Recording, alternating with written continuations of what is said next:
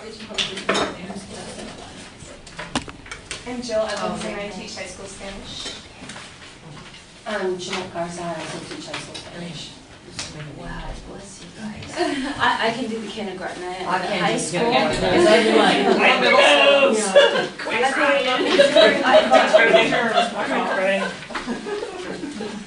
And the self-contained classroom, I think I bought it out around the third grade, so. There's markers right there. My name is Kristen Papani, and I kind of wear a lot of different hats. I teach at ELD at Sequoia Elementary School in Oakland, and on the other side of the bay, I work at Mission Education Center, which is a school for kids who just come from Mexico and Central America. And so I'm working in, obviously in Spanish with them, and teaching creative writing using the arts to develop writing and critical thinking. Okay. Hola, soy Juanita. I'm at a continuation high school, so I'm teaching Spanish fast. And I'm enjoying it. Great. I teach, I'm a resource specialist at Oxford Elementary School in Berkeley. And as a resource specialist, are you doing direct instruction with kids? I am in reading, writing, and math, and I always have some native Spanish speakers and it's tentative on what I'm doing. Okay. Okay. My name is Arlene. I teach in Central School Unified. I'm a middle school teacher. I teach mostly 6th grade, occasionally 7th and 8th grade classes. Wow. So this is a break for you, huh? My son is going now into 8th grade, and his 6th grade year was a crazy year, so. Bless you too. Well, like I said, I'm Arlene. I'm from San Bernardino City Unified School District. I work with Silvia de Reyes. I do consultation work with the San Diego County Office of Education, so that's why I'm here as opposed to Sylvia being here. I am an elementary K-5 vice principal, and in my capacity I actually get to be with kids because I'm not one of those vice principals where I'm doing discipline all the time. I do, yeah, it's great. Our district, the last group of us went in as, they call it the AAIIACs. So we just joke around and say it's the ABCD, you know, XYZ. But actually what it is it's an academic vice principal. So we go in and we do a coaching model with our teachers. So, you know, we kind of have to make sure that we're current on the curriculum and, you know, best practices for teaching kids in what language. And that's my background. I've been, you know, coaching for many years and did bits of support for many years also. So let's get into this. Let me give you your handout so you can follow along. Like I said, I love San Diego, so I just want to pick up the materials. So if it says, all FedEx, and I said, oh no, I'll go get them. Break my heart to go to San Diego. My daughter says, can we go shopping? So we're going to be talking about transference of skills. Do any of you have any background or heard anything about using transference in your classroom? Yes. Yeah, because that's kind of my whole job. I have to transition them, so transference is important. Okay. All right. Eleanor? Yes, at one time I was teaching second grade. Okay. Okay.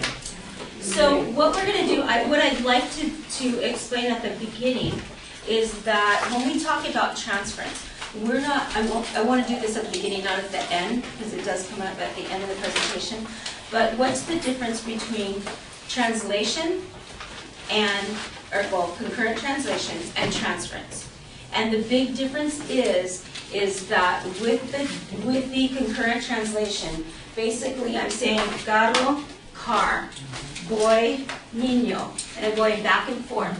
And so what we'll be talking about today is, if you can kind of keep it in the back of your mind, is that we're teaching, when we look at transference in the contents of a bilingual or a dual immersion context, being in your primary language, whatever that is. What we're doing is you're setting the foundation in L1, okay? So whatever the skill is whatever standard that you're teaching that to mastery in L1. Okay. Then we have kind of a middle area, because usually it's just L1, and then you're expected to perform in L2, right? So what we're saying is the transference piece is that middle piece. So I go from knowing exactly, mastering that skill in L1 to being in the middle, and we'll talk about explicitly how we go from talking about L2 in L1. So I'm going to talk about what that skill is in English. I'm going to talk about it in Spanish. I'm going to explain it. And sometimes I'm throwing out a label, I'm throwing out a word, I maybe, a sentence frame. So I'm using both of the languages. Okay? Then when they have an understanding of what those skills are, then I go to L2, and that's going to be the independent practice with the kids, where they get to practice in English. Okay? So Yes. I was thinking that transference, because the other reference for transference are the skills that one can transfer from one language to the other. For example, decoding, learning Right. Spanish can be transferred to Correct. decoding, learning English. But you're talking about transference as transferring from one language to the second language? Correct. Okay. So Transferring the knowledge or transferring the skill, it's really going to be a real good understanding in L1. The transference piece is making those connections from L1 to L2. How do I take what I know in L1? How do I apply that as doing that compare and contrast? How do I look at L2 as, is it the same? Is it different? If it's the same, or even kind of the same, how do I remember that for L2 in order to master that skill? Okay, so I just want to kind of lay that foundation at the beginning so that while I'm doing the presentation, it'll start hopefully making a little bit of sense. So we're talking about specifically language skills. We're not talking about knowledge we're not talking about general knowledge being transferred from one. When you say general knowledge, can you Just be trying just to a little bit understand more? what you're talking about here, and that's, so when you're talking about transference, you're talking about skills from one language that can be used in the second language. So we're talking about language. We're not Yes. talking about basic general knowledge that children are learning in first, second, and third grade. As far as like science, PE. Yeah. So Social studies. It would be that knowledge. So if they have that basic knowledge of, let's say they have their science book.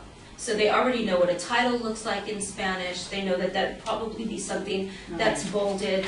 The subtitles would be giving them some kind of a question or some type of a bulleted outline of what their science book is going to be about, because they've already done that in their anthologies and whatever they're reading, chapter books in high school.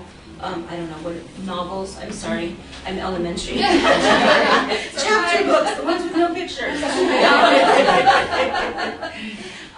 And so they're able to apply that type of knowledge in L2. So even if you have a newcomer, those newcomers are coming in and saying, I already have a good foundation in my first language, and now how am I going to learn the second language? Okay, does that make sense? Okay, and feel free to ask questions throughout, okay? Now I'm going to figure out how to use your computer. Okay, so basically this is what I'm talking about. What is transfer? And it's the explicit transference of skills and instruction. Okay, and then we're going to be looking at what is meta-linguistic awareness, and then what are the best conditions for kids to learn in. Okay. And so when we talk of transfer, we're looking at the application of the previous knowledge, basically what I was just talking about right now. And then how are we going to create, as educators, new experiences for kids to be able to apply what they know about their primary language and what it is that they are going to learn in L2. Okay. So when we look at cross-linguistics transfer, we want to look at the kids are going to have, when they're reading, for instance, their reading is going to be enhanced in the way that, so for instance, you're saying in decoding. Decoding is something that's going to be transferable, right? So when they're decoding, what are the specific skills that they need to, that they have mastered in L1? For instance, if you're in kindergarten, you're doing that sound to print. So once they get that sound, they understand that sound, they're manipulating sound, they're separating syllables, they're bringing them together and blending. They're going to do the same thing in English. What they are going to learn that's different is, for instance, maybe the short vowels and the long vowels. Now, if you think about what's, this is where it takes a while to kind of get, so don't think it's going to be, you're going to master it at the end of an hour and 15 minutes. But when we sat down with essential skills, we said, okay, what is it that kids need to know? Okay, what are the skills that they need to know? And so it got very shady when it was in kindergarten, which is about foundation, in letter sounds and how to decode. Okay, making that from sound, from the concept of sound to print. Now, the concept of, say, for instance, la letra M. Okay, la letra M hace el sonido de ¿verdad? Lo hace en inglés, en español, igual que en inglés. Okay, so that they know, that's easily transferred over. Now, when we're talking about, por ejemplo, en kinder, cuando estamos decodificando palabras como la palabra cat, tenemos que aprender que hay dos tipos de vocales. Vocales que son largas y vocales que son cortos. Entonces tenemos que saber esa diferencia entre los vocales, y cuando es un consonante, vocal, consonante, y aprendemos ese patrón en el aprendizaje en español acerca de cómo lo vamos a decodificar y luego lo vamos a practicar en inglés. Okay, does that make sense? Okay, so that's how it's going to help them in their reading. When I was a kindergarten teacher, I did very limited English when it came to phonics. I kept everything was oral. We did the songs, we did the chants, we did the poems, and now with my teachers, I'm like, come on, we can do this. The kids can write a three-sentence paragraph at the end of kindergarten in Spanish. They can do it in English. Is the spelling going to be correct all of the time? Probably not, but they're going to phonetically be able to write. Okay, so we have those same expectations because we still have to have them transition in most districts by 3rd grade, no matter what program they're in. And then when you're in middle school and high school, you don't have very much time. Because if those kids are in school for three years, they can go to a university. And so how do we get that knowledge to them? How do we get them to learn that English quickly? Okay, so, and at a university level so that they're not having to take the reading remediation courses. Okay? So, doing the same thing. So, whoops, that would be because I'm going backwards, sorry. So, when we look at transference, we're looking at critical features. Like I was talking about, when we have novels, you have the title, you have subtitles, you have chapters. And so when we look at critical features, and this is very, very basic, is, for instance, si tengo un suéter, este suéter tiene ciertas características y son, por ejemplo, tiene una manga, tiene botones, tiene el bolsillo, pero cuando tenemos otro tipo de, no es suéter, es un abrigo, ¿verdad? ¿Cuáles son las semejanzas y cuáles son las diferencias?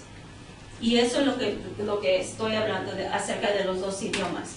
Entonces, si pensamos que este es, por ejemplo, en español, podemos aprender durante el tiempo de aprendizaje de inglés. Si sabemos que esta es una manga, entonces solamente tenemos que saber cómo se llama en inglés. Ese es el bolsillo. ¿Cómo se llama en inglés? Entonces, si cuando estamos practicando en inglés, porque ya sabemos que podemos hacer una oración, mi suéter tiene 2 mangas, entonces nada más tenemos que saber cómo se dice en inglés. We're not. So then when we're in our ELD, we're using those sentence frames. Or we're having the children write their own words phonetically, depending on where they are in their English language development, what proficiency level they're at. Okay? So when we look at this, then we say, oh, this is not only a pocket, it's an outside pocket. If we come back to this one, these type of pockets, those are inside. I don't have to explain that in Spanish. We're doing that TPR, right? So these are inside, they're inside. Now, if I look at the other ones, the next ones are on the outside. Okay? So then we can put in those adjectives, right? Okay, so then we have a hood, we have a sleeve, and I don't have to repeat it in Spanish because they already know what that is. Okay? And then we have a zipper. Okay? Yes? What about when children come to kindergarten at age 4.5 or 5 whose basic vocabulary is very limited in their own language? Like I have students who don't know that this is called a sleeve. So to me it seems like at 4 and 5 we're still building vocabulary in the first language. Yes. And how soon, do you begin to teach the vocabulary in the second language without confusing them too much? And what we say is during ELD, you want to mash it as much as you can to your core language and your core instruction. So for instance, in kindergarten, you're saying, when do we introduce this vocabulary? It's not going to hurt them to do it during ELD and give them those new words, and even if they haven't memorized it in Spanish. Right, we have a scripted ELD program. Okay, so go with your ELD program. Right. I always say, do whatever your administrator says. Right. These are just our ideas. Because if I'm in your room and you're not teaching your core, I'm gonna wonder what's going on. So and so now I see that from both sides of the fence. Before it was like, oh, they're not coming yet. We're okay. But in all reality, you're going to teach exactly what's in your core. Now, what's the best learning conditions for kids is, for instance, if we're doing, you're doing high school Spanish. What are one of the skills that you teach in high school Spanish? Oh, well, at the very basic level, it is just vocabulary building. Okay.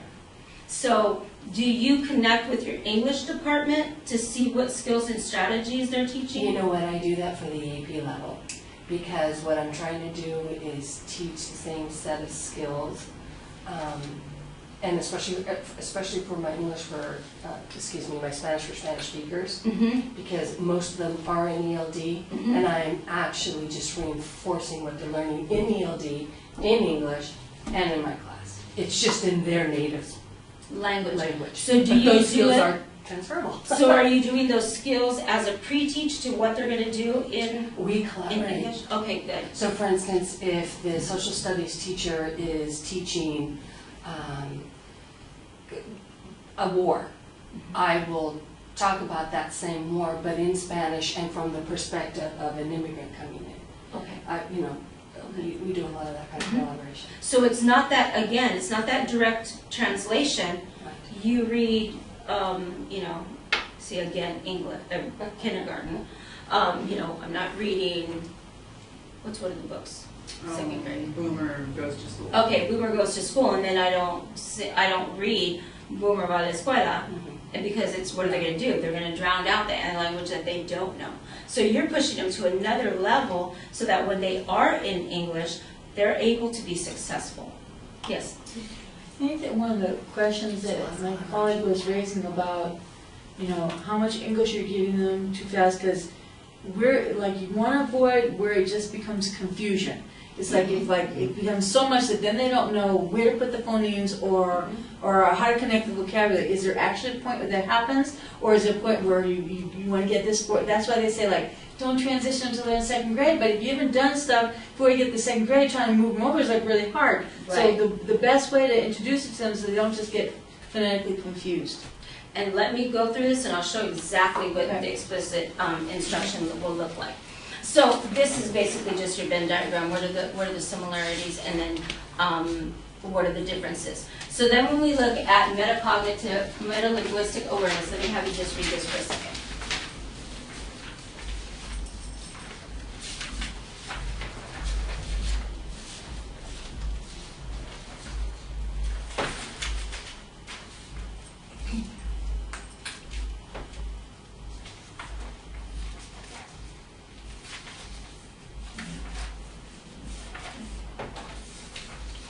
So basically, what I look at it is not just regurgitating a language, it's actually understanding how do I use this language to do what I need to do, okay? So even though it says communicating language, but it's really, I am communicating, but I'm communicating in a way where I really understand what I'm doing, okay? And why I'm doing it. So, transfer is best when there is, of course, the similarity of learning conditions. And when we say that, we're talking about, for instance, and I'll show you a video in a little bit, one way to keep that confusion away that we found successful is to code languages by color. I don't know if it's because most of us are kindergarten, we're primary teachers that have been working on this, but really being conscious of what colors that you're using. And then I had a male colleague that said, Arlene, I'm colorblind, don't put blue and green together. And I thought, well, okay. So really being cognizant of even that, you know, the visual challenges that some of our students may have. And then our kids with, and I don't want to go off on a tangent, but some teachers have said, well, I do it all in black and white, but the background is in a color because I have, you know, 6 students in my class that have ADD. And so if I do it in all these different colors, it's all over the place for them. Mm-hmm. So, and that's just experience that I've had, comments that I've had from teachers. Okay, so when you look at similarity of learning conditions, they may know that everything that you do during the day is in black, you know, in black marker, black on your whiteboard, but then when you do ELD, maybe you use red. Okay, and they know that those labels in the classroom, their classroom environment, all of those labels will be, you know, in one color in their primary language, and the other color would be their second language. Okay, a similarity in learning tasks. What I was talking about, matching your curriculum. If you're doing predict and infer in your language arts, then you want to do predict and infer when you're doing your ELD. Okay, so that you're not doing, you know, you hear the old saying, you know, don't do apples and oranges, we want to do apples and apples. That didn't mean anything to me for a lot of years. Teaching, what are they talking about? Until I experienced it, then I went, oh, I get it now. So to me it was, well, we're talking about, you know, the war in language arts, and then we're talking about the war in ELD. Well, that's great, that's a common topic, but what are the skills that I'm teaching my students? So if I'm teaching them to predict and infer in language arts, then I'm teaching them to predict and infer, and it may be a different story, but they're still applying that knowledge in English. And then what are our expected students' responses? Those are really going to be depending on the student's EL proficiency level. What I expect from Diane may not be exactly the same that I expect from Juanita, but we're still doing predict and infer. It may be, you know, Diane, can you point to 2 of your favorite characters in the book? And then Diane goes and she points to 2. She may be flipping the pages and she's pointing to 2. But then Juanita, I may say, Juanita, please tell me in a complete sentence, who are 2 of your favorite characters and why? Okay, so I'm going from beginner to an advanced, early advanced or advanced. Okay, so still teaching that skill, still keep teaching that theme. Some people like to be on the themes, but as long as we're teaching the skills in both, in what we're doing. Math is always, or most often, left out of the equation because, well, can we predict what the sum will be? Of course you can. Okay, so using the vocabulary that you're using in math in primary language and practicing it, or excuse me, using the terms from math during language arts, and it may be something that you're creating as a teacher-created lesson, you know, of practice for the kids, but then using that vocabulary in English with transference, teaching them what it is, what are the new labels in English, and then applying that to the math time. Okay? So, and then really understanding rules and generalizations. Okay? Because the big generalizations for teachers, I want to say, is that we figure, well, they know a period goes at the end of the sentence. Well, in kindergarten, they think a period goes at the end of each line, right? Yes. And kindergarten teachers I've seen, they write a sentence and make sure it fits in the parameters of the two margins, right? So kids, we have to explicitly teach them that they can, that yes, there are generalizations, but yes, every sentence ends in a period, but we have to know where that period goes, right? Excuse me, I'm not familiar these days with what's going on in kindergarten. Okay. I'm getting a sense that you're expecting the students to come already doing some activities. Yeah, and I have to say, my try. kindergartners don't. I'm just wondering, where are kids starting these Paragraphs. I days? mean, I think that's way beyond the reach of kindergartners. With nothing. A lot. I mean, I shouldn't say nothing. I should be the first to not say that. They're coming with very limited writing skills. We just started our kindergarten three weeks ago, 2 weeks and 4 days ago, because we're year-round. And our kids started, and they can't even hold a pencil. They don't know how to hold a pencil. So that's, a lot of that is not only in school, but it's at home. And so, and we'll get into more specifics. You have to, there's not like a, how would I say, like a pacing that you would say, oh, these many skills have to be mastered by the end of kindergarten, or this many vocabularies in English in kindergarten. Or standards. Yeah. Kindergarten. Yeah, you have your kindergarten standards, but how much vocabulary you're teaching, it depends on your kids. Because I can look at our kindergarten kids from last year when they started, the majority had preschool. So those teachers got in there and they So were you've running. got them in this class of students that can't hold a pencil. Right, and now this year it's just like kind of, you know. I actually held a student's hand the other day because I was trying to help him. He didn't care. He just wanted to sit there. So. That's a skill, he could sit in a chair. Yeah, there you go. I've had some that, you know, they're even in first grade, they're still falling out of the chair and wriggling on the floor and, Right. you know, second grade sometimes too, the first month. Jean, can you kind of tell me time just so, make sure I don't go over?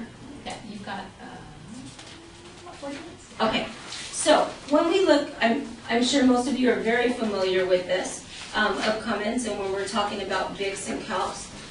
Okay, so the basic interpersonal communication skills. So what is it that we hear out on the playground? You know that. 4-letter words. No.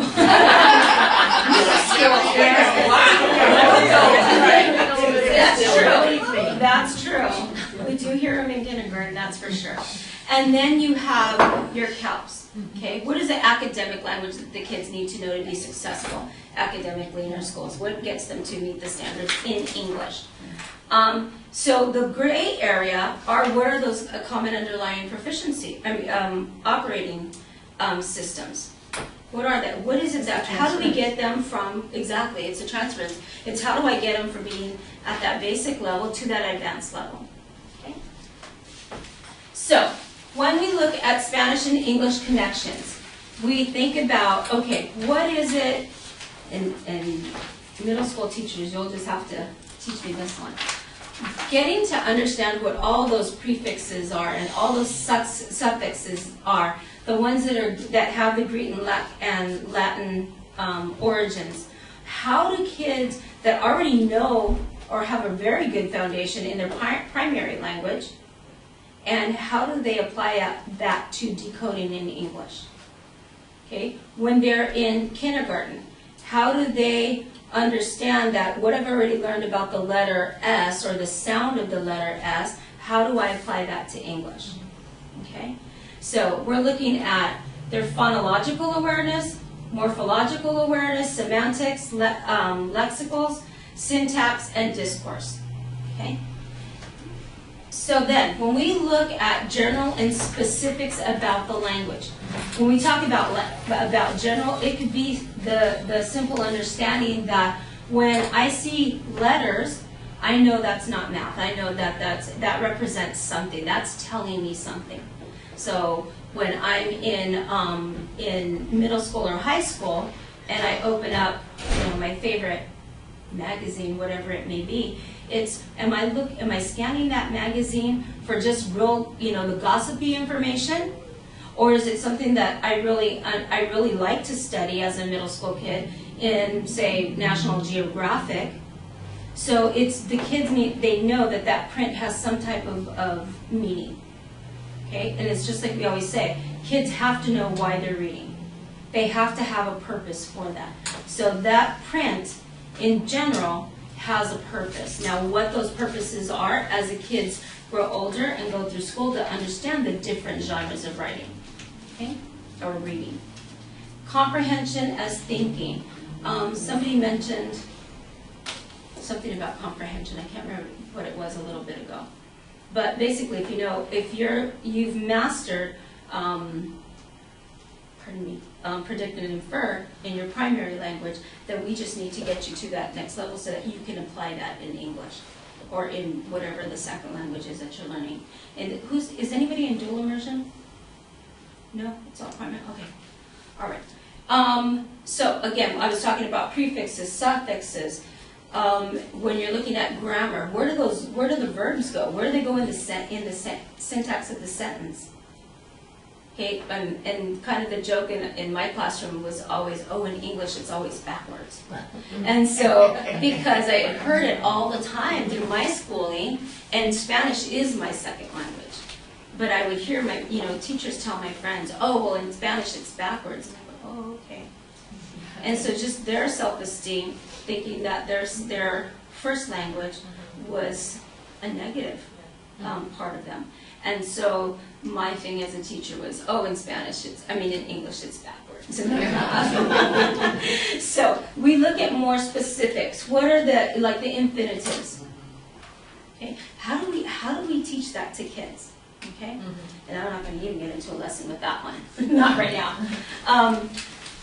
So then, when we look at Thonus talks about having positive transference, negative, partial, and zero.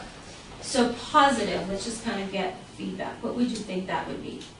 1-to-1. That would be like we have experiencia. Okay. Or conexión. Things that are like, maybe just pronunciation is different, but everything else is right there. Okay. Okay. So you're saying specific vocabulary. Right. Okay. And again, these are little Greek and Latin roots that they don't change much. Right. What else could be a positive transference that you teach? Patterns. Patterns of using language. Okay. And all right. Word types like verbs or Yes. action Right. words to action words. Nouns. And Okay. nouns as Form of a letter. sustantivos. Okay. How about a negative transference? What would you think that might be? What we used to call false cognate, ya lo sé. Embarazada. Yeah. So also Dime, word dime. order. They're spelled exactly the same, but have two different meanings. I'm sorry? Word order is sometimes different. Sometimes. Okay. One language to the Okay. next. I was trying to think of letter sound connection because we went round and round Double with this L. one. Llanos versus For llanos. instance,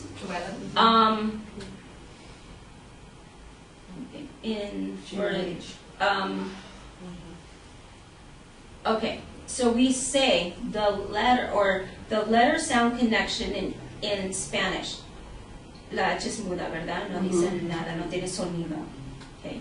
¿Existe la letra H en los dos idiomas? Sí. Entonces, la letra existe en los dos. Es transferible saber que los dos idiomas tienen la misma letra, ¿verdad? El sonido es algo que está en un idioma, pero no en el otro. Okay? So when you're looking at your skills and your standards, you really want to look at Okay, wait a minute, let me back up. Yes, the concept is transferable, but the sound is not. So you're going to have, when you start planning for transference, a conversation is the best way to really think it through. You want to do that cognitive planning with your colleagues if you have that opportunity, because questions will come up. And then when you get into the lesson, many times it's like, wow, I thought this transferred, and then you hear the kids and it's something totally different, or you made an assumption that you thought that they would have already known as foundational knowledge. Okay, so let me go through these. So we talked about the positive, we talked about the negative, and then partial would be, for instance, punctuation. So kids know, when we teach them in Spanish, we teach them that the interrogación en español. Cuando lo hacemos en inglés no va a haber el signo de interrogación al principio de la pregunta, sino nada más va a estar al último. Entonces vamos a escribir o vamos a leer unas preguntas, pero quiero que venga Jeanette a escribir la puntuación que van a necesitar. ¿Sí lo podemos hacer? Claro que sí, ¿verdad? Okay, so now we're in ELD, and Jeanette, remember we have those questions and we talked about the question mark? So I'm going to have you, even if you don't understand English, right? She may not understand it, but when I'm saying there's only one question mark at the end, Jeanette can still do that. Okay? So that's what we're talking about with the partial transference. Okay? And all kids can get it, even if they're a beginner or if they're in advanced. The way that we have the children apply it is the big piece. Okay? That's where you're going to see, you're going to really push your kids to their next proficiency level, is understanding that. And I'll show you a tool that we use. And then the zero transference, and this is something that's completely unique, like you were saying, the double L. Do we have double L's in English? Well, they exist in words, but it's not a unique phoneme or morpheme. Correct. What do we do to it in English? We divide it as syllables. Right. We separate those two consonants, right? Or So the that- Irish kids, they LL for them is Oh, okay. 11. Okay. So in Spanish we would teach doble L o ella, however you teach it. Pero cuando lo hacemos en inglés, tenemos que separar entre las sílabas, y las sílabas se separan entre los dos consonantes. Tenemos la doble R en español, existe en inglés, pero ¿qué se va a hacer entre los dos consonantes? Se va a dividir. Okay? So see that transference area where you're talking about English, but you're talking about it in primary language? Yes. It's so much easier for me to learn how to teach in English, and then I can apply it to Spanish, because Spanish is my second language. Okay, teach me the concepts, teach me how to do it in my primary language. I'll be successful in the second language. I just need to learn the new terminology sometimes. Okay, so Jorge Cuevas Antillon, what he did was he kind of has his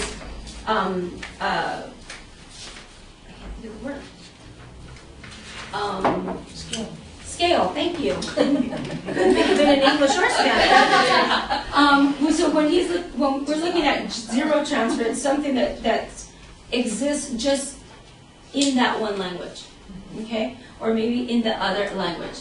And so he just kind of has a sliding scale as a teacher. Where would I put this? Where would I put this skill or strategy that I'm teaching? Well, not the strategy, but the skill or standard. Where would I put this on the sliding scale? Okay. So think of something that you teach your kids and you're not sure. Would it be positive, negative, maybe partial? Like rhyming. Okay. So what is it with rhyming that you're not sure of? Well, it's kind of partial, because to me it's like when I look at English rhyme, it's closer, and to me Spanish rhyme is like, well, it's because it's vowels, and it's all vowels, and it connects like that rather than with the consonant sounds. Okay. So to me, it's not as easy to show them that that's rhyme in both languages. So to me, it's a partial transference, but it's not. And you're talking about rhyme, R-H-Y-M-E. Yeah. Okay. Yeah. I just want to make sure. Yeah, because in English, rhyme is R-I-M-E, and in Spanish it's not necessarily, because it's, Yeah. So, so when you're doing rhyme, one of the things for me as a bilingual teacher and learning Spanish was in English, there's sometimes that I can just use, I'm trying to think of what. It was just so much easier for me to do rhyme and create rhymes myself and create chants.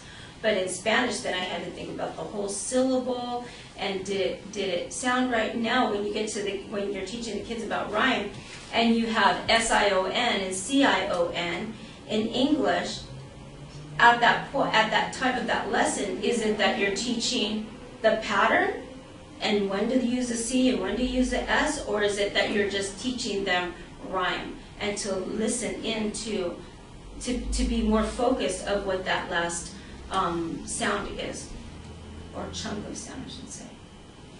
Okay, so that's where the cognitive planning is very important for you as teachers. Okay.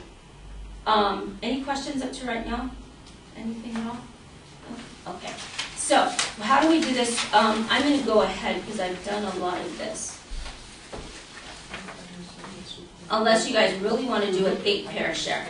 it might be good to process and stuff. Okay, all right, so let's do that then. Let's take 3 minutes to kind of talk to your partners, your colleagues about what is it that you're going to go back, what are the questions you're going to be looking, or what are the questions that you're going to be thinking about when you go back to plan in order to implement transference in your classroom. Does that make sense?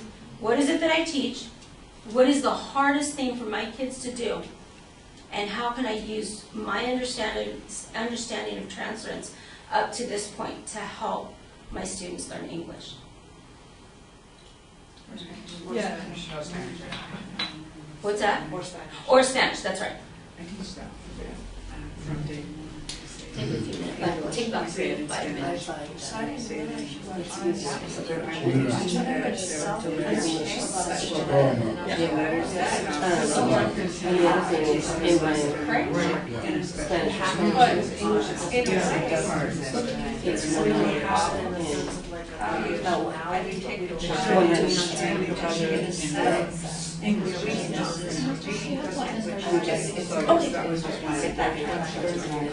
We have a really unique one.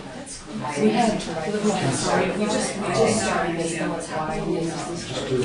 One of our English teachers, so they don't really know that about it. They don't even really like the positive and that she's like, can they teach with kids? She said, well, English right, so the same kids who are, that's like my share. Are they all so you have some one saying that one takes me to we did not do like the categories because some of them have very different. Right. We have from mine right now Spanish. So a lot of Spanish is one of the and they have a little bit more scaffolding. Like there are sounds in Spanish, but they don't say that.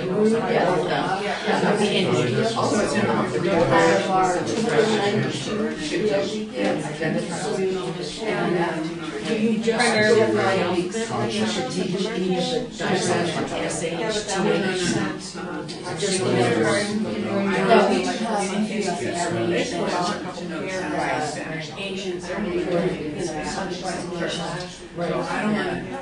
but our language It's English. Basically, the name it's testing incredible amount of words. Right. The ones I think we're going to have to teach that. But we also have some German, American letters. Spanish objects. No, No, it hasn't. They don't have a population that wants English. No, American. Yeah, so I tell them, right. So, yeah, so. If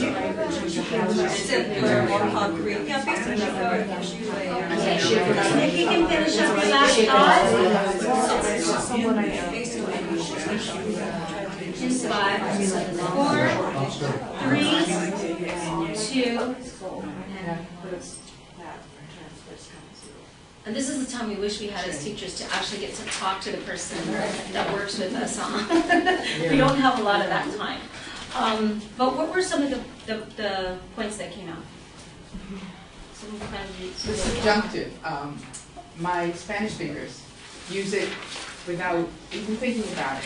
And then when I have to write the sentence out and say, okay, let's look at the grammatical reason why you chose subjunctive, they look at me and say, what are you talking about? You know, they use it so comfortably and it's inherent. That, you know, they don't know why, they just do it. They just know, yeah. And for Sounds English, right. And then on the other hand, for English speakers, we have to explicitly teach, and they're very complicated, those rules, from English to Spanish, learning Spanish, what is subjunctive. It's very tricky sometimes, because it's just a sort of this sort of sense. I mean, there are rules, obviously, Right. but, yeah, right? No, that's why it's in Spanish too. All time Okay. Spanish.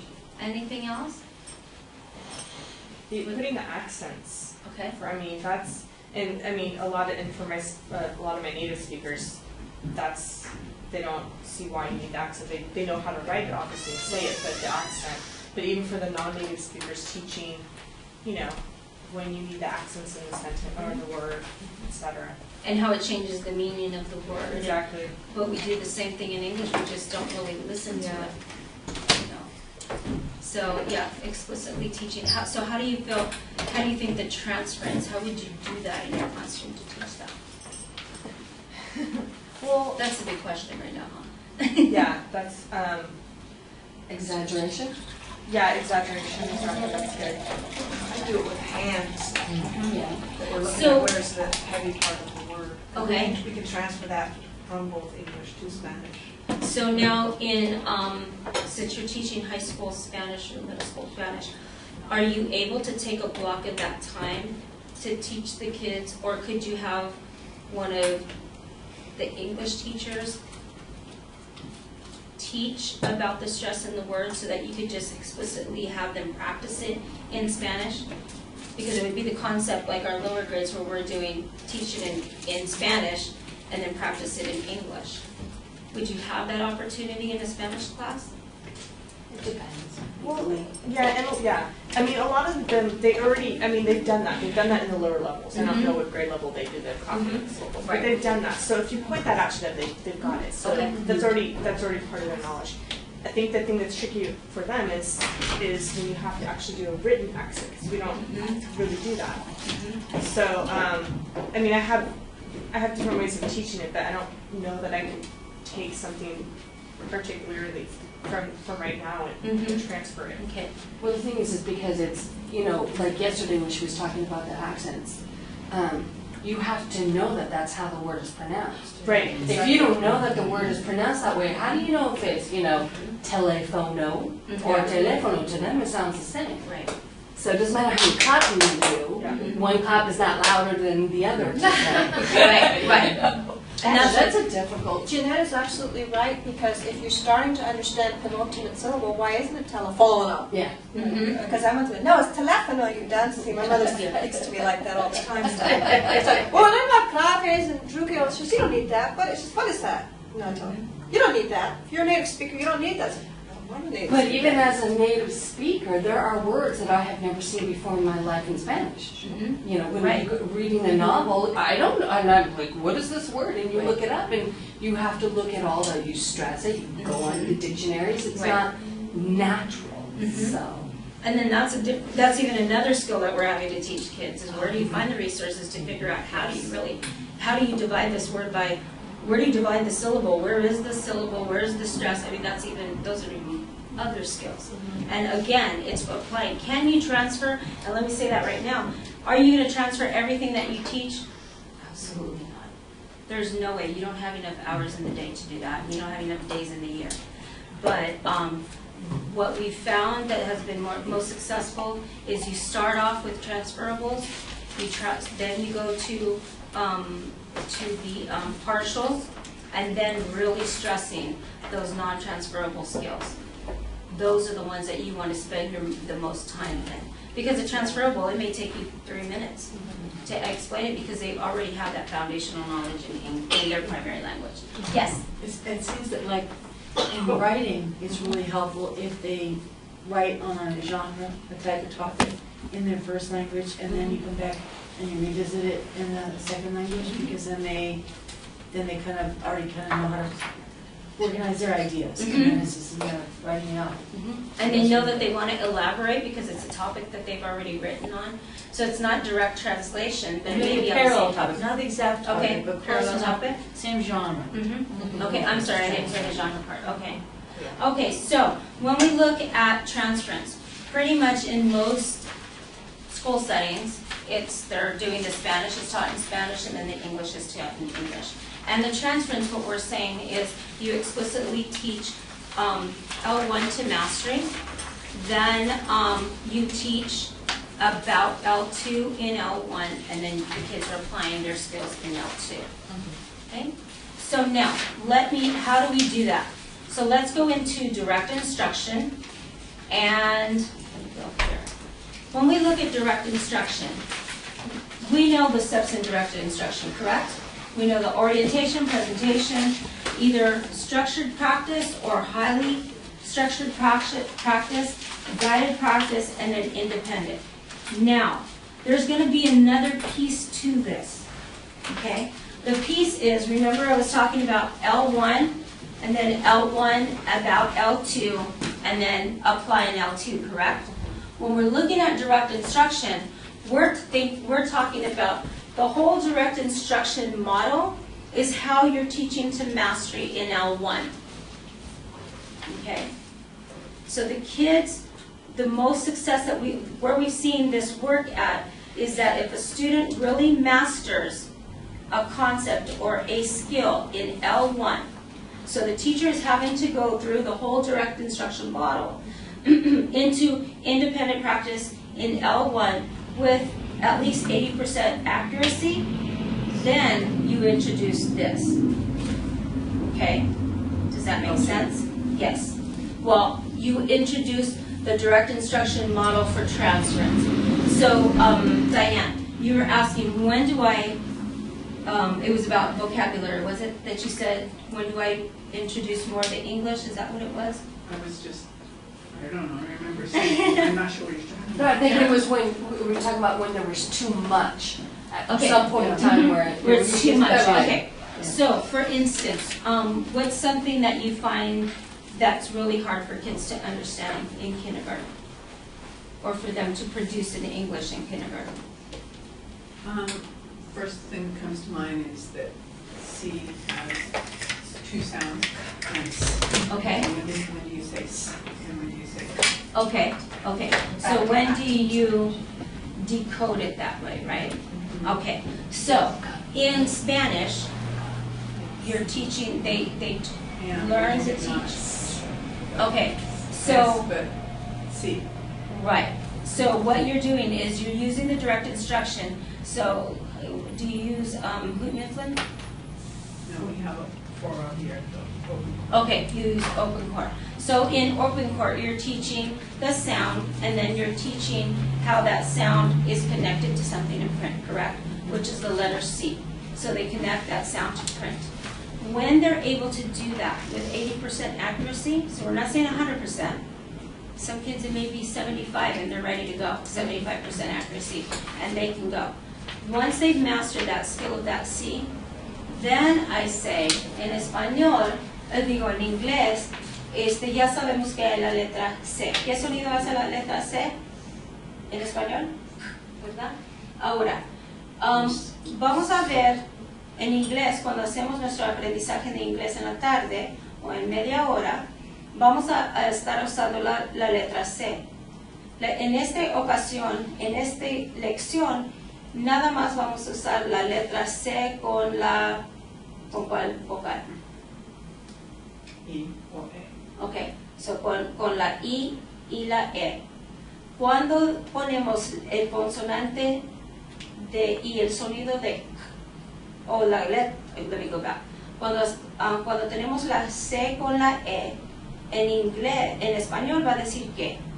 Pero esa regla es lo mismo en español como en inglés. Como pronuncia la C, con C-E, C-I es C-A, say oh. So it's You just transferable. did it. You just did this. All right. You just did that step. Okay? So now, what's your highly structured practice? Tenemos estos dibujos de objetos que tal vez van a decir y a veces van a decir vamos a separarlos. Okay? So, and that's a kindergarten lesson. Right. Okay? So you're able to, what's that? Does the C sound follow the same rules in English with the Yes, vowels? it does. Does it? Yeah. It's just there's more use of the C with a consonant than there's in Spanish, is that it? No, it's just, I don't know. she asked me for an example. That's the first one that came to my mind. That I have So- to teach, and so. So you did exactly that presentation piece. Now the structure piece is that you're going to have the kids do it. Now you've already talked about it. You've showed maybe one day you're doing the similarities. I mean a bunch of words that only have the k sound, and then the next day you're doing the actual sound of print. So you're showing what it would be represented, and then the next day you may be doing the s sound and how that's spelled on the fourth day. So that's how it's going to depend on your kids. It's going to depend on how quickly they're grasping it, because it may seem a little weird to them sometimes. Well, wait a minute, she's talking about ELD and she's doing it in Spanish. And she's saying Spanish words, or English words during Spanish. That's what usually throws the kids off. They're like, oh, pero es la hora del español, todavía no hacemos por esto la corona de inglés, you know?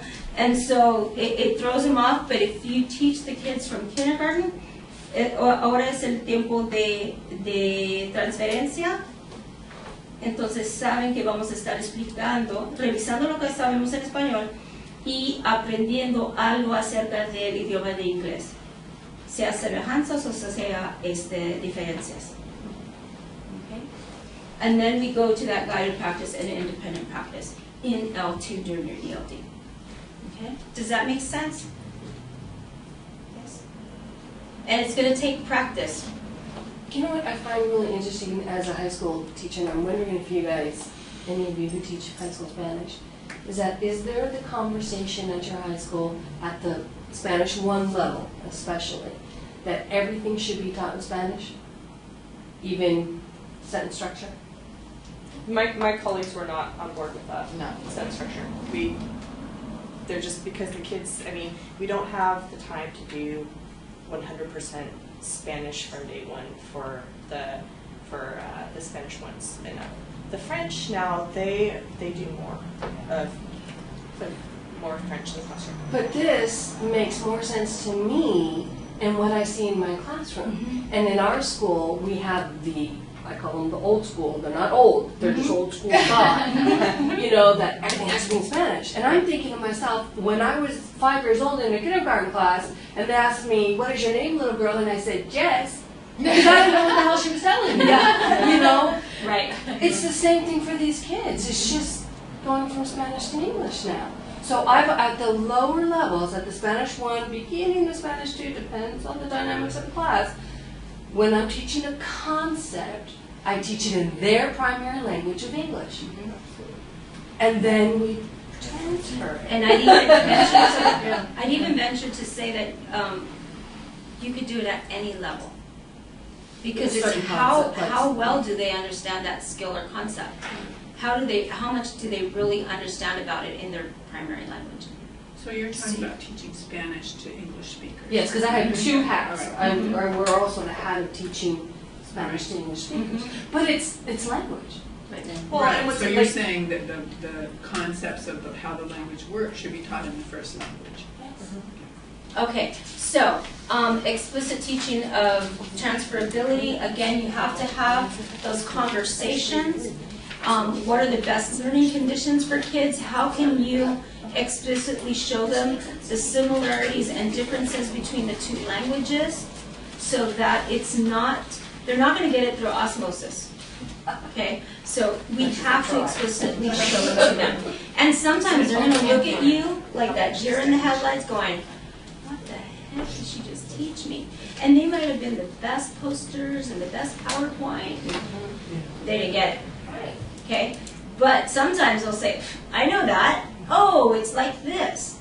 And so it's where your kids are at, and they're, again, keep in mind their proficiency level when you're doing the application piece. That independent practice has to be within the application piece. So, and we talked about concurrent translation, we talked about transferable skills. That was a group work. Now, the only thing that I want to show you here is that when you look at transferable skills, remember I said the transferables will take you 5 minutes sometimes, and I'm going to show you the difference. The only difference in the two, in non-transferable, bless you, and transferable, is that transferable, you're doing a comparison. You're showing the similarities. And in the non-transferable, you're doing the contrast, which are the differences. That's the only difference. This is supposed to be something that you're supposed to have a table talk. It's only one word. Okay, so it's the similarities for this show me what's the same in both languages. Now for non-transferable, show me what's different.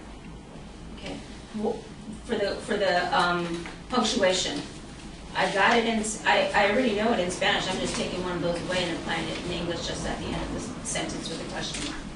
Okay, so what I want to do is I want to show you a teacher. I believe Carolina is a second grade teacher. I'm also going to pass around one of these. These are a side-by-side document. Have any of you seen this? Okay, so we have them, Sylvia, not we, the county office, San Diego County Office of Education. They have them for each grade. And there's two ways of looking at it.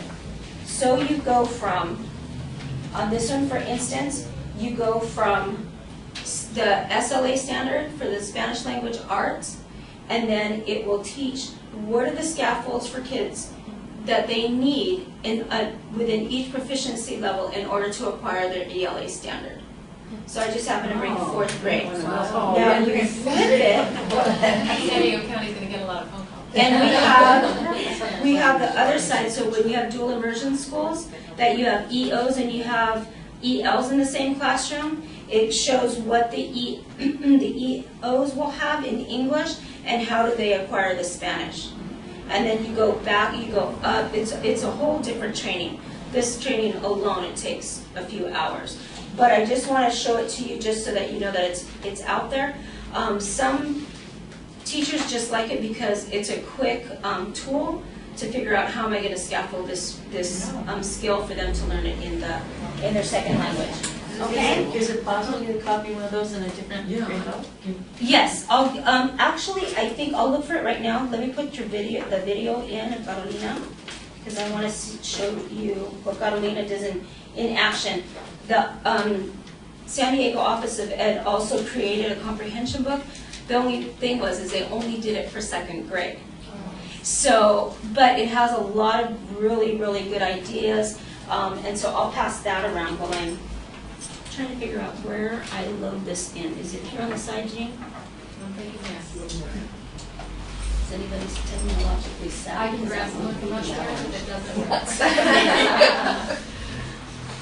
That usually is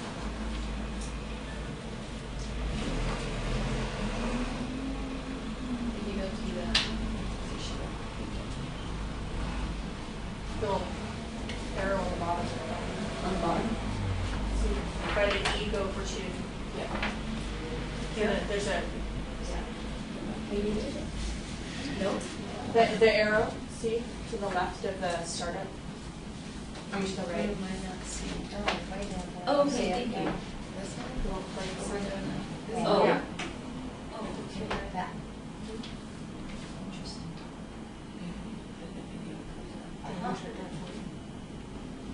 No. Yeah, media player. Things are happening. So do we just close that with XP? I'm going to say Does somebody know how to do this? Because if you do, That's what I more than one. Everything. No.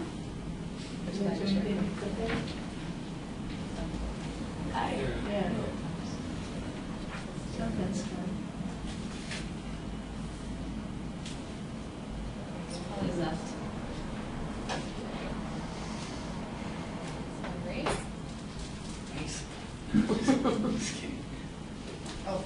That's not like Let me look at these. She's chapter 3.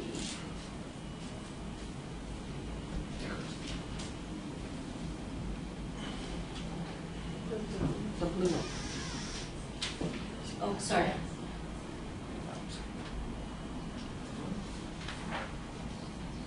Just a reminder.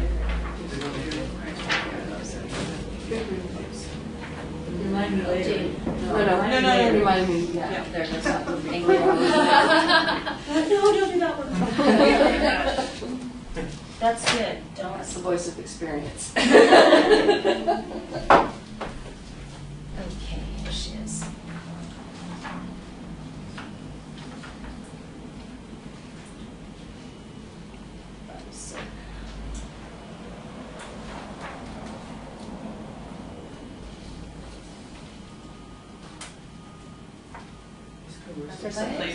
No, that's last one.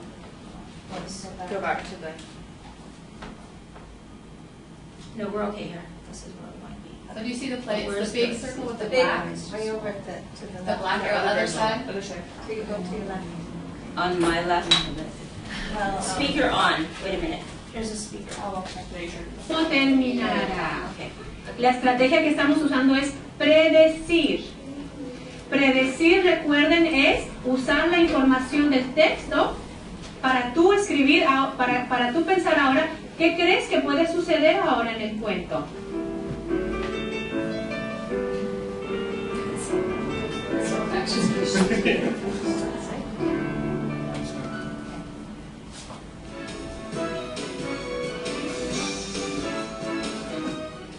When I introduce a new graphic organizer, I go through the instructions with the students and I model what I'd like them to do.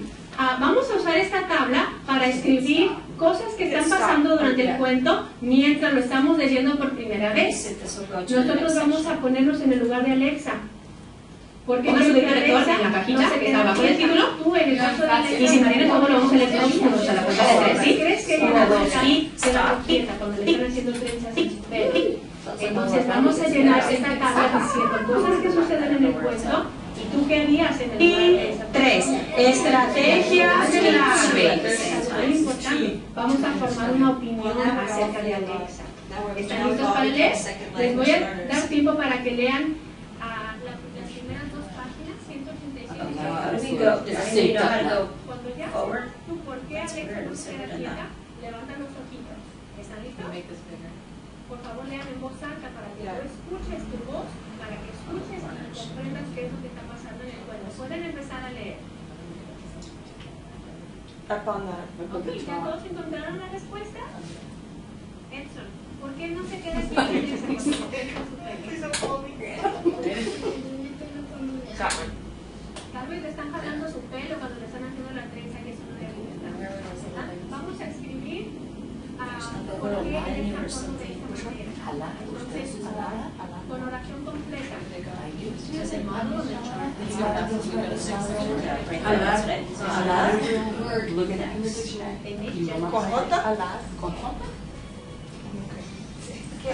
Guided practice. Okay. Oh, like Halle. Yeah. Okay. Oh, for the. Aprendimos cómo formar opiniones. Aprendimos a usar las palabras clave que usamos para formar opiniones. Y ya sabes, siempre que escuches a alguien usar estas palabras o que leas estas palabras, ya sabes que alguien está formando una opinión. Ahora, recuerden un poquito el cuento de Carrusel y recuerden lo que le pasó a Alexa, al personaje de ese cuento. Oh boy. Once students have mastered the skill and strategy for the first selection, we now practice on a new piece of literature. I introduce the story in Mal Dia de Miguel and ask students to read it aloud to themselves. I tell them to form an opinion about the main character while they read. Ok, a la cuenta de 3 pueden empezar en voz alta, individualmente, 1, 2 y 3 pueden empezar.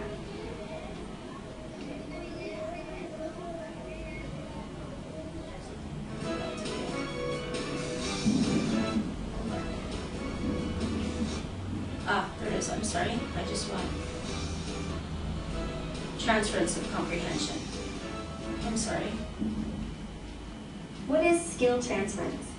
Transference of learning is the application of a previously known skill set to a new experience or learning. Transfer is best when there is similarity in the learning conditions, similarity in the learning task, similarity in the expected student response, a comprehensible connection between first learning and second learning, and a clear understanding of the rules or generalizations. In the transferability lesson, the direct instruction transfers from Spanish to English. Orientation occurs in Spanish. Presentation occurs in Spanish and English.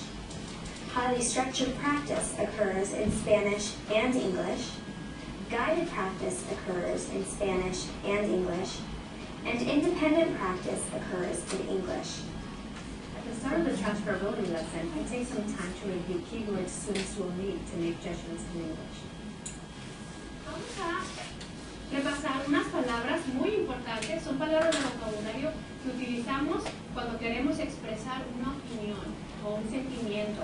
Y esas, ¿ya las saben en español? ¿Me ayudan a leerlas? Ok. Sí, bien, contento, bueno, malo, mal, triste, no. Ustedes ya saben qué significan todas esas palabras en español, porque ustedes, me imagino que en su propia experiencia las han usado para expresar una opinión o un sentimiento.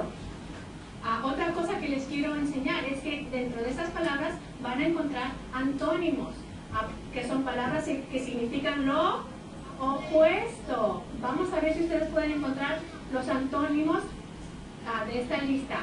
Sí, ¿quién encuentra el antónimo de sí? No, me lo pueden decir. ¿Cuál es el antónimo de bien? Piensa.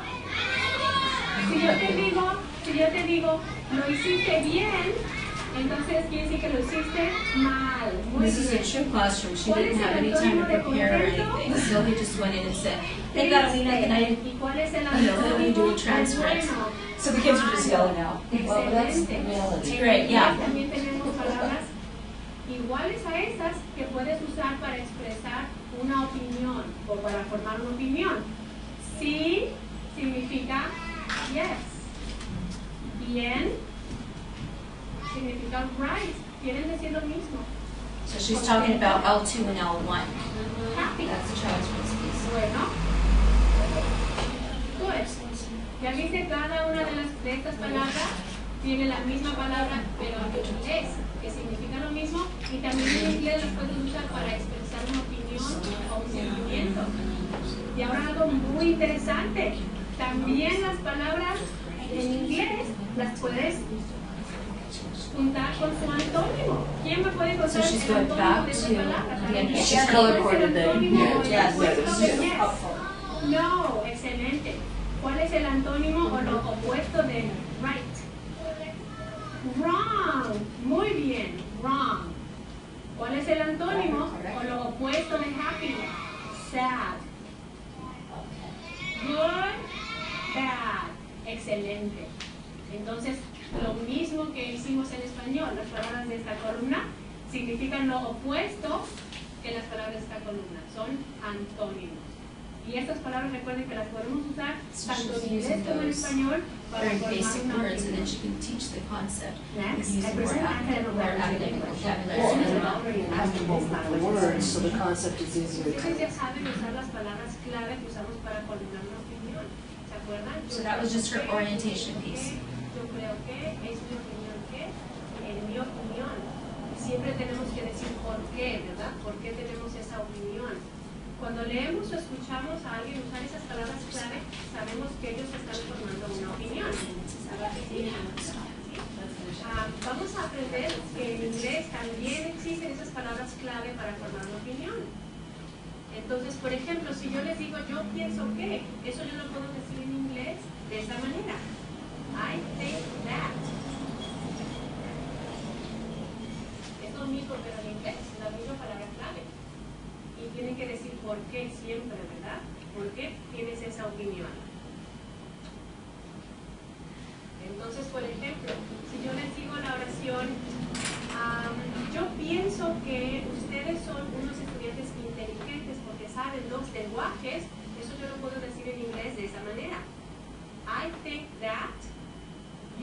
very intelligent students because you know 2 languages.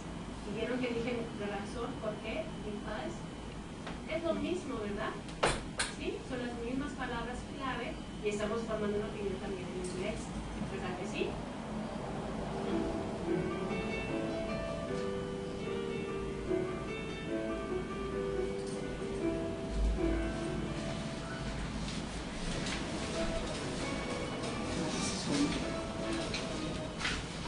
Ahora voy a leerles un resumen del cuento Carrusel que ya leímos en español, ¿verdad? Les voy a pedir que sigan la lectura con su dedo, con mucha atención, y quiero que busquen las palabras importantes del cuento, como por ejemplo, las palabras de vocabulario clave que ya se saben en español, los nombres de los personajes y las palabras de alta frecuencia. Quiero que traten de comprender lo que estamos leyendo, porque después de la lectura les voy a hacer preguntas acerca del cuento, pero en inglés. ¿Ok? Entonces, lo dicho, nos ponemos la carita de inglés. ¿Sí? Y empezamos. Carousel. La carita Alice de was a inglés. girl who was about to have a birthday party, but Alex was asking, Once we've read this story summary in English, I call in students and ask questions appropriate to their level of English proficiency. did you understand the story? Yes, because we had already read it in Spanish, right? Now I'm going to ask you some questions about the story. And I want you to agree or disagree with me using your thumb, okay? So if you agree, thumbs up. If you disagree, thumbs down, right? Yes? No. Are you ready? Okay. Listen to the question carefully. Was Alexa happy on her birthday? Good job. Did Alexa like her gifts? Okay, good job. You guys do remember this story. I'm going to ask you some questions about this story, and I want you to think very carefully what you're going to answer. Okay, the first question is, what do you think about Alex? I think Alex is thick. I think Alex is angry and very good. I think Alex is happy. I have another question for you. Why do you think Alexa did not want the toys? Why do you think Alexa did not It's want just a the regular toys? lesson Think in the first. classroom. You see lots of planning. Raise your hand if you know the answer. Alexis. Because her dad was not in the party. Very It's not good. something that just you're gonna be able to do tomorrow. It's gonna take Alex practice did and not want the toys because her you're dad was gonna not. organize it for Very good. yourself, well, for your kids. I'm going to ask you another question. How do you think Does anybody know how to Alex's fast mom forward within just that little section? How do you think Alex's I think we better mom stop. Okay, we can do that. And so, no, that's fine. Because our next presenter lost her laptop last night, Oh. so she needs to get on the That's computer fine. during our break. That's fine. To get some things approved, yeah, we were. Okay. Boy, you've had the luck with the I know, today presenters. is the day, you missed your plane, she left her laptop on the plane. I was at the pond, I was at the airport, we couldn't get out, they said, San Francisco has fog. I was like, call my husband, come get me, I need to go home and go to sleep. So, thank you very much. Thank you. Thank you.